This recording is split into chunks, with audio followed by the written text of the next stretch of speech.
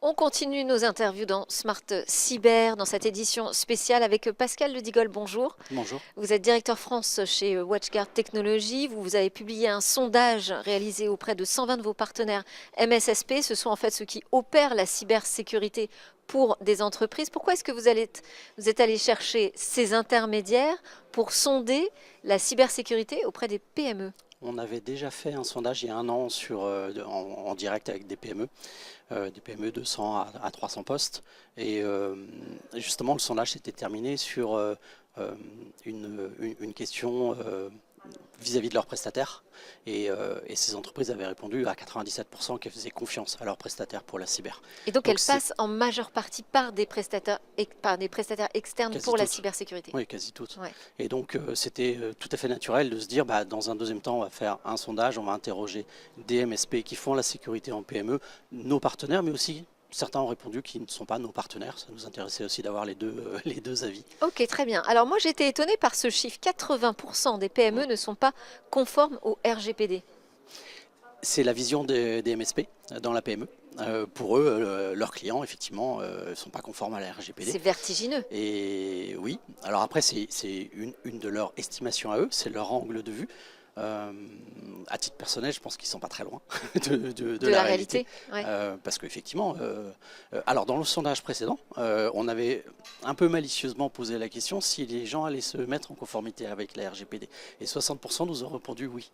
Oui, donc ça veut dire que c'était pas Ça veut fait. dire qu'ils n'y étaient pas déjà.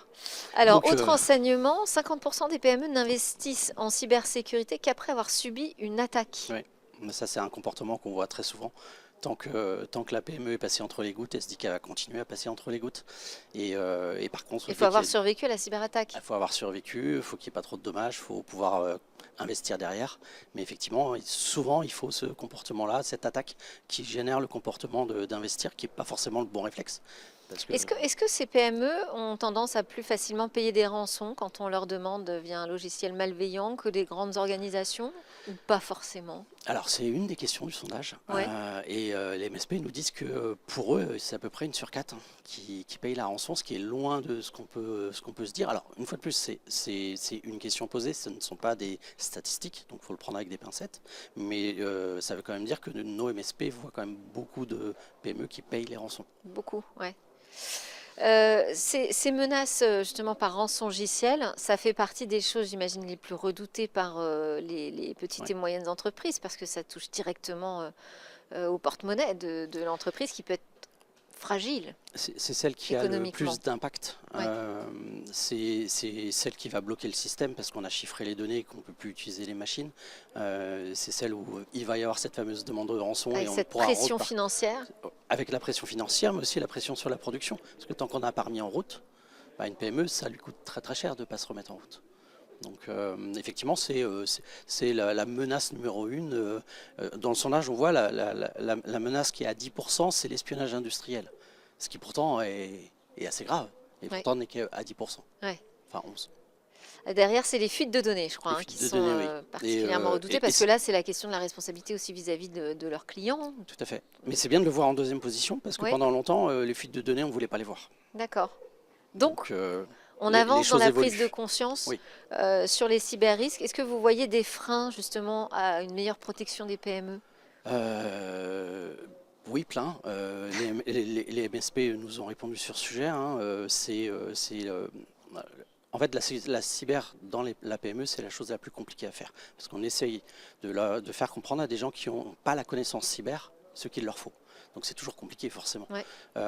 Il n'y a pas la connaissance, il n'y a pas assez de budget, aussi bien dans la PME, mais parfois aussi chez les prestataires de services qui ont énormément de mal à recruter les talents qui vont bien aussi. Donc si on veut aider la PME sécurisée, il va falloir aussi aider les MSP à se développer et à monter leur niveau de cybersécurité.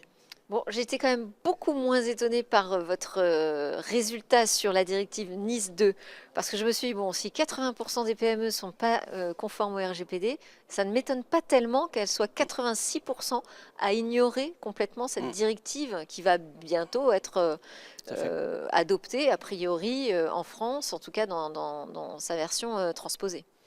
C'est pas une grande surprise. C'est absolument pas une surprise, on le constate. Alors en vrai, moi sur le terrain, je le En constate plus, auprès des sont-elles ou non entreprises. concernées? Très compliqué aujourd'hui à savoir si on Bah, entre dans le champ il y a direct de 160 NIS2. 000 PME en France. Donc il y en aura peut-être, allez, au grand maximum 20 à 30 000 de touchés. Donc c'est vrai il manque un gap. Euh, Après, on le constate, quand on parle NIS2 à une entreprise, on voit ce résultat-là, mais parfois même à des prestataires informatiques qui ne se sont pas penchés sur NIS2. Merci beaucoup, Pascal Le Digold, d'avoir été Plaisir. avec nous et de nous ouvrir les yeux comme ça, de cette façon. Je rappelle que vous êtes le directeur France de WatchGuard Technologies. On termine cette édition Smartech avec notre rendez-vous Culture C.